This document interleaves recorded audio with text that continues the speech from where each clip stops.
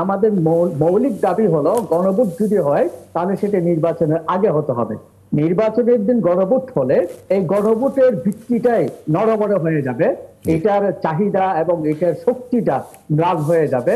যার কারণে আমরা চাচ্ছি যে অন্তত নির্বাচনের আগেই গণভোটটা হোক। জি, অপূর্ব জাহাঙ্গীর কোনো প্রশ্ন কি আপনার সরকারই কিছুটা তৈরি করে রেখেছে? আচ্ছা, অপূর্ব জাহাঙ্গীর একটা প্রশ্ন করতে চান আপনাকে, মুফিদুল্লাহ হোসেন সাকি।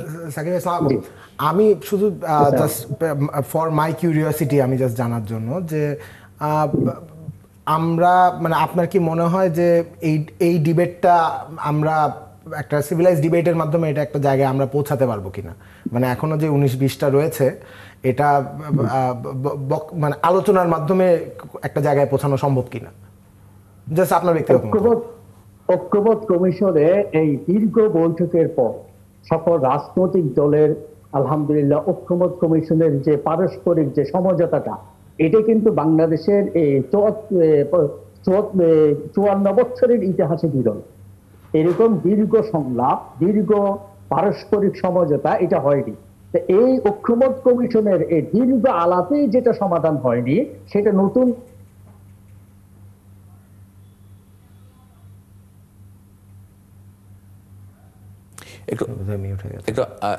একটু আনমিউট করে নেবেন, আপনার কথা শুনতে পাচ্ছি না আমরা।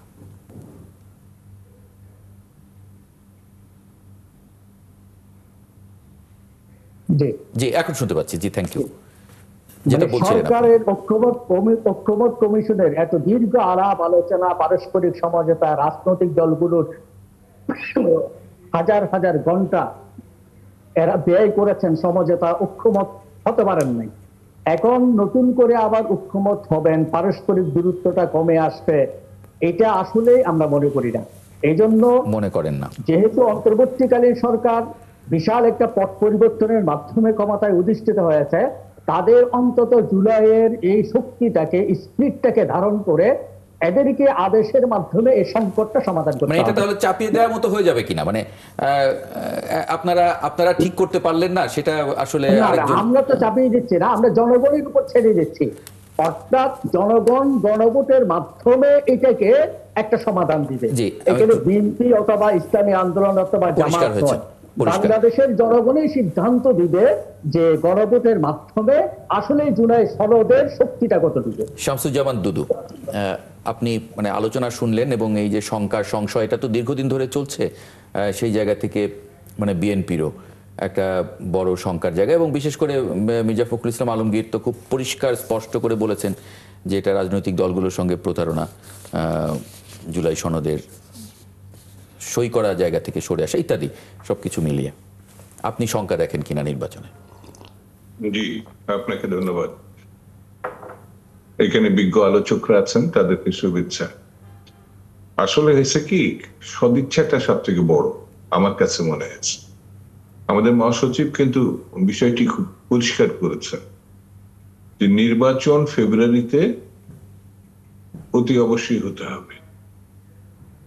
এটি শঙ্কার মধ্যে ফেলা অথবা কোনো খারাপ উদ্দেশ্যে বিতর্কিত করা এটা ঠিক হবে না, এটা কারোর জন্য ভালো হবে না, দেশের জন্য না, রাজনৈতিক দলগুলোর জন্য না, অন্য যে কোনো বিষয়। যেমন বেশ একটা বড় সময় নেই জাতীয় ঐক্য কমিশন, মানে সকলের সঙ্গে খোলামেলা আলোচনা করে তারা কিন্তু একটা জায়গায় এসে পৌঁছেছে। আমাদের পক্ষ থেকে যেমন নোট অফ ডিসেন্টের একেবারে পুরোপুরি ভাবে অ্যাভয়েড করা হয়েছে, বাদ দেওয়া হয়েছে, এটা আমাদের মহাসচিব পরিষ্কার পার্টির পক্ষ থেকে বলা হয়েছে। মজার ঘটনা হচ্ছে আমাদের ডক্টর মোহাম্মদ ইউনূস সাহেব, যাকে আমরা আমাদের দলের পক্ষ থেকে শুধু সমর্থন করি নাই, তার প্রতি আস্থা রাখছি, বিশ্বাসও রাখছি যে তিনি যে কথাগুলো বলেছেন যে ঐতিহাসিক একটি নির্বাচন করবেন এবং এটিকে তিনি ফেব্রুয়ারির মধ্যেই করবেন। তবে নানামুখী ষড়যন্ত্র আছে, নানামুখী প্রেশার আছে। এমনকি তার প্রেস সচিব সাহেব সম্ভবত গতকাল বা আজকে বলেছেন অনেক ধরনের প্রতিবন্ধকতা সৃষ্টির উদ্যোগ নেওয়া হতে পারে। আমরা বিদেশি দুটি কাগজের সঙ্গে অতীত স্বৈরাচার প্রধান শেখ হাসিনা তিনিও নির্বাচনকে কিভাবে দেখছেন এবং তিনি দেশে কি করতে চান একটা আভাস তিনি দিয়েছেন। তো একজন ক্ষণিক তাকে প্রশ্ন করার পরেও তিনি ন্যূনতম ক্ষমা চাওয়ার দৃষ্টিভঙ্গিতে মানে ওই ঘটনার মধ্যে তিনি নাই, স্পষ্ট করে বলেছেন ক্ষমা প্রশ্নই ওঠে না। এরকম একটি পরিস্থিতির মধ্যে সরি আপনাকে সব থেকে গুরুত্বপূর্ণ অর্থাৎ স্বৈরতন্ত্রের পতনের মধ্য দিয়ে গণতন্ত্রের উত্তরণ, আমি তো নির্বাচন ছাড়া কোনো বিকল্প কিছু দেখি না।